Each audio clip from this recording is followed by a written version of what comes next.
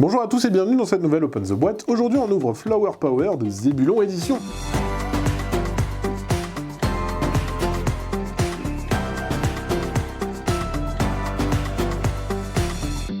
Flower Power, c'est un jeu pour enfants à partir de 7 ans jusqu'à 107 ans pour 2 joueurs, ça dure 20 à 40 minutes. C'est un jeu d'Alexandre Duhat, illustré par Thierry Van de Put. C'est un jeu où on va poser différentes tuiles et on va, à la manière d'un puissance 4 ou d'un tic-tac-toe, tenter de faire des alignements, mais on verra qu'il y a une petite subtilité supplémentaire.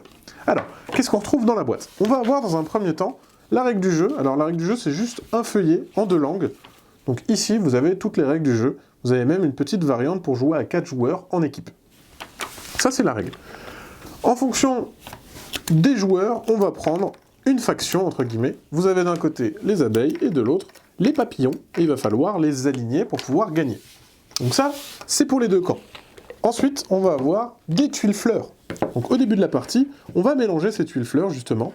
Une fois qu'on aura mélangé les tuiles, on va faire un terrain de jeu de 4 par 5. Donc les tuiles seront exposées comme ça sur la table, et on les met toutes ici. Alors les tuiles, je ne vous ai pas montré, mais elles ont différentes formes et différentes couleurs.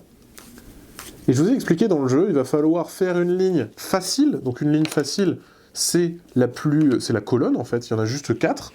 Ou une difficile, ça sera en ligne, c'est la plus longue, et là il faut en aligner 5. Mais ce n'est pas la seule règle. Il y a une deuxième règle possible, c'est tout simplement d'aligner par rapport aux couleurs. Bah oui, il y a un côté un petit peu memory, parce qu'au début ils sont cachés, mais petit à petit vous allez les révéler.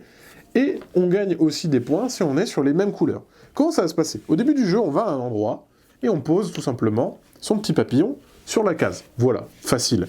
Mon adversaire va faire exactement la même chose. Ah, c'est une fleur différente. Très bien.